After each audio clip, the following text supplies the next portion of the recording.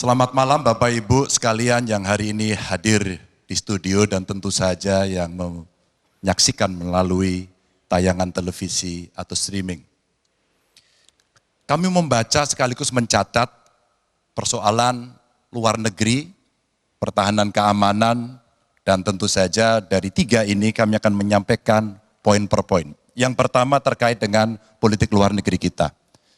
Politik luar negeri kita adalah alat untuk negosiasi terhadap dunia luar, tapi kepentingan nasional harus nomor satu. Kenapa itu menjadi penting? Karena kita mesti betul-betul bisa melakukan redefinisi terhadap politik luar negeri yang bebas aktif, yang disesuaikan dengan kondisi kekinian. Ini penting karena apa? Karena kita perlu untuk memilih, memilah, dan memprioritaskan yang menjadi kekuatan, keinginan dari bangsa dan negara ini. Rakyat butuh bekerja. Rakyat butuh lapangan kerja lebih banyak. Investasi harus lebih banyak. Maka kita mesti memperkuat infrastruktur diplomasi kita, duta besar, para diplomat, dan tentu saja inilah yang mesti kita berikan penugasan-penugasan untuk membereskan persoalan-persoalan kepentingan ekonomi nasional dalam konteks kekinian.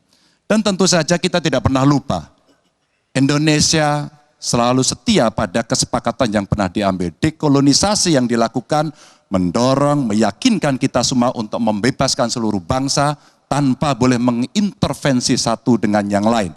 Dan inilah komitmen kita pada kemerdekaan Palestina yang kita dukung terus-menerus. Maka kalaulah kemudian itu kita kerjakan, beberapa problem krisis iklim barangkali akan kita selesaikan dengan membawa pola-pola diplomasi sesuai dengan kekinian yang diperlukan. Atau barangkali kepentingan UMKM yang mesti kita bawa ke dunia internasional seperti praktek yang pernah kami lakukan di Jawa Tengah. Dan itu membuat masyarakat akan merasakan politik luar negeri jauh lebih baik. Pertahanan, sistem pertahanan rakyat semesta mesti kita dorong, kita lapisi dengan pertahanan yang betul-betul berlapis dan kita jadikan benteng pertahanan Nusantara sebagai sebuah satu kesatuan.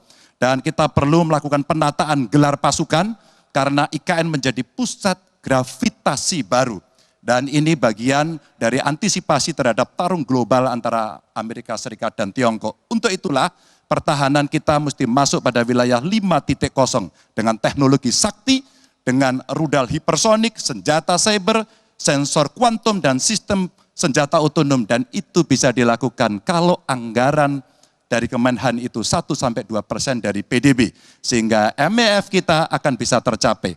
Karena ini yang mengerikan di 2024 saya khawatir ini tidak akan tercapai. Untuk keamanan, terorisme, narkoba, pinjaman online, judi online, kekerasan seksual, ini perlu mendapatkan perhatian termasuk TPPU. Maka reformasi kepolisian betul-betul harus mengantisipasi ini dengan penguatan cyber system kita, termasuk pengembangan SDM cyber yang kuat.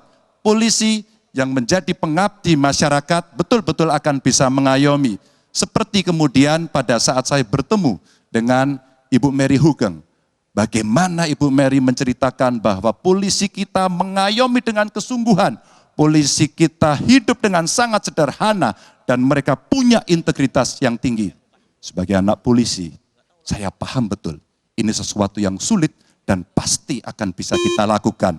Dan tentu saja inilah capaian-capaian yang akan kita lakukan oleh Ganjar Mahfud. Bismillah. Insya Allah kami siap.